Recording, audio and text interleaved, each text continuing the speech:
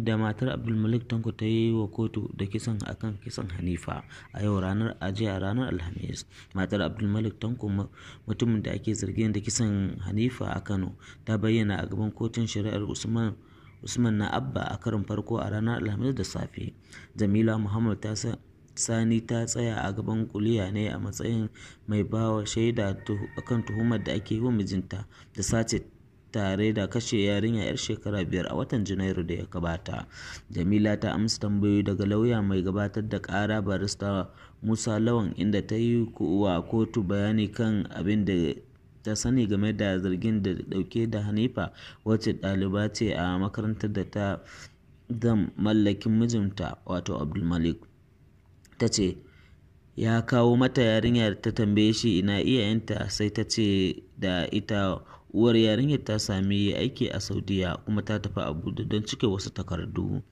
Amma har yamma matar tashi ta gani ta sake tambayarsa yaushe mahaifiyar yarinyar nan za ta dawo gida, kuma me yasa har yanzu ba ta kira shi ba. Sai ya ce da ita ba ta kira shi ba. Daga baya sai ya ce sun yi magana da mahaifiyar yarinyar, ya ce akwai layi ba za ta dawo a ranar ba. Ji Jamila ta ci gaba da bayyana wa kotu cewa bayan kwana biyu sai ya sake cewa mata uwar yarinyar ta taho, amma wani uzuri ya tsayar da ita a hanya. Daga baya da ta tambaye shi tambayarsa, sai ya ce ta daina tambayarsa.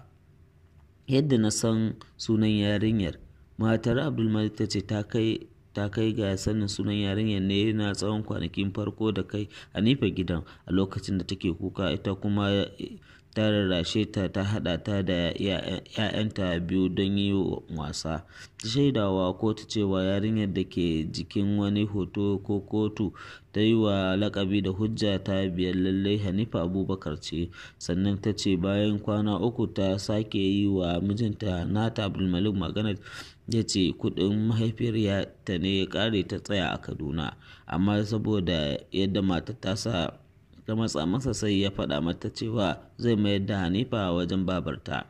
Jamila ta ƙara da cewa a daren ranar 5 ya sanar da ita zai mayar da Hanifa gida. A lokacin ta fara bacci, ya ce a ɗauko kayan makarantarta a saka mata, duk da ce masa da ita yi dare ya yi a lokacin 11 na dare, amma haka ya tafi kai ta a cewarsa. Lokacin da ya dawo ya fara bacci, ni kuma na tambaye shi cewar ya mayar da yarinyar, sai ya ce eh. Bayan 'yan kwanaki sai na ga wata farar waya a hannunsa, sai na tambaye shi inda ya same ta, sai ya ce min ta wani Hashimu ce Isyaku, ya ce ya saba kawo caji gidan.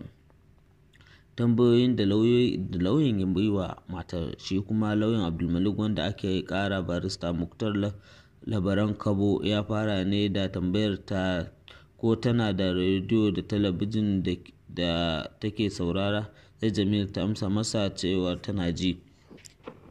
Ta sake tambayar ta duk tsawon lokacin da Hanifa ke gidanta ba ta taɓa jin cewar ana neman wata yarinya ko makota su faɗa mata ana neman wata yarinya ba. Sai ta ce masa ta saurari rediyo sai dare, shi ma shirin karkaɗe kunnuwa na Rahama kawai take sauraro. Ya tambaye ta suna mahaifiyar yarinyar, sai ta ce Murjanatu sunanta.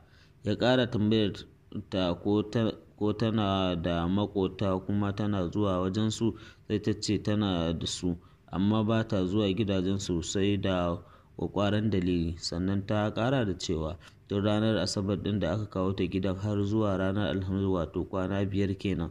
Lauyan Muktar Labaran Kabo ya tambayi Jamila ko tana da yaro mai shekara 8 ko 4, kuma wace makaranta yake zuwa. Sai ta ce makarantar mai gidanta, wato inda Hanifa take kenan. A ƙarshe lauyan ya tambaye ta ina sami labarin sace Hanifa, duk da ta ce bata da sauraron rediyo. Sai ta ce bata taɓa ji ba sai sanda DSS suka gayyace ta. Da waɗannan bayanai aka kammala karɓar shaidar Jamila. Alƙalin ya ɗaga sauraron ƙarar zuwa 9 da kuma zuwa 10 ga watan Maris ɗin da muke ciki.